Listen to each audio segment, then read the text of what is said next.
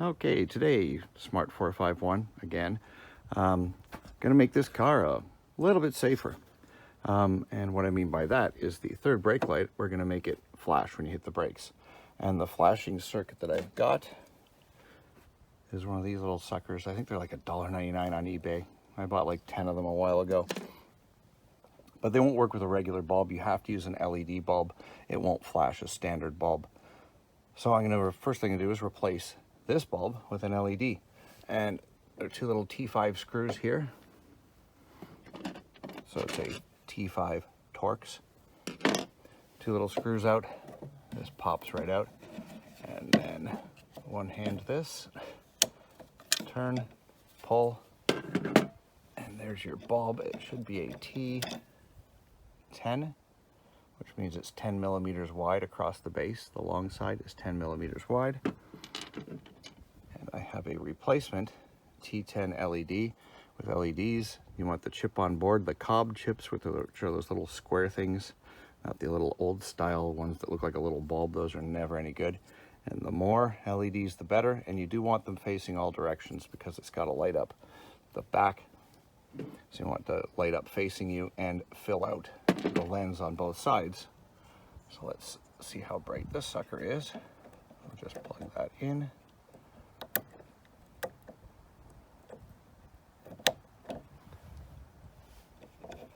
And that lights up all around.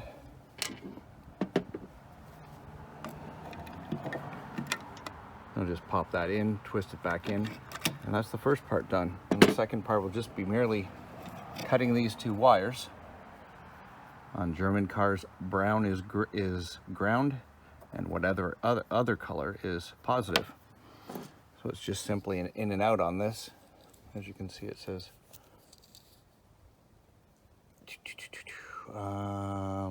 in and out right there. Left is in, right is out, positive and negative.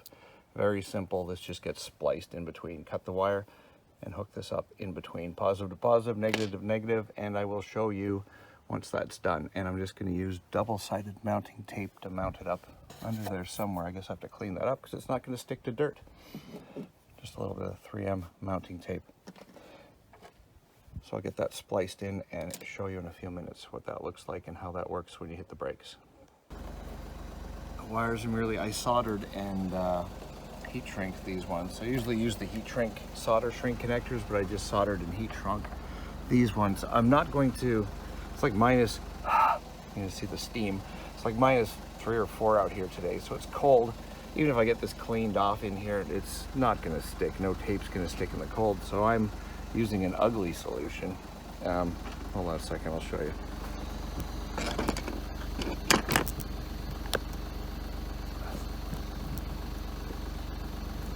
Now let's turn off the car so it stops shaking.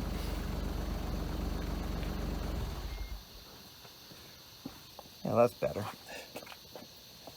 Let's unhook this. I'm just gonna slip a piece of, this is like sponge foam.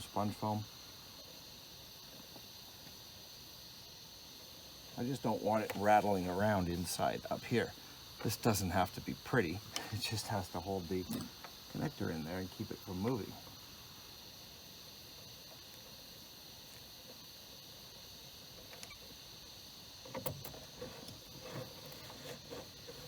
I'll tuck that back in there. Yep, let's turn off my soldering gun. It doesn't need to be going. I'll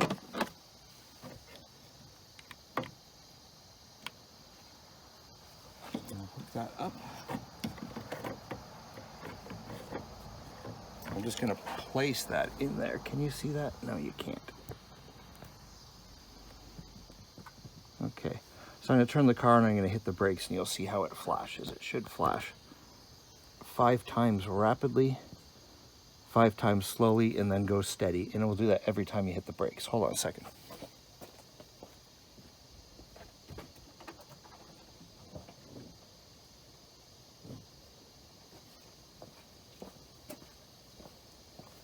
Did you catch that?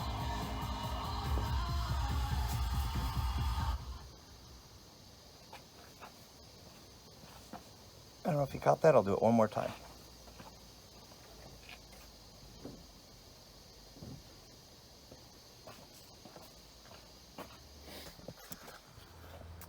So anyway, it's going to do that every time you hit the brakes. Flashing lights, people are much less likely to rear end you in a car where your rear end is the rear end.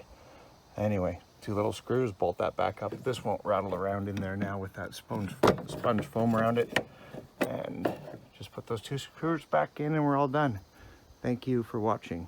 I can do this on any car whose third brake light is LED. And these will adapt to any car. These little, oh, I don't have one with me. I have it in there. They'll work on any car with a third brake light that's LED. I don't think you're allowed to do it on regular brake lights. I think that's illegal. Pretty sure. Third brake light, go for it. Thanks for watching.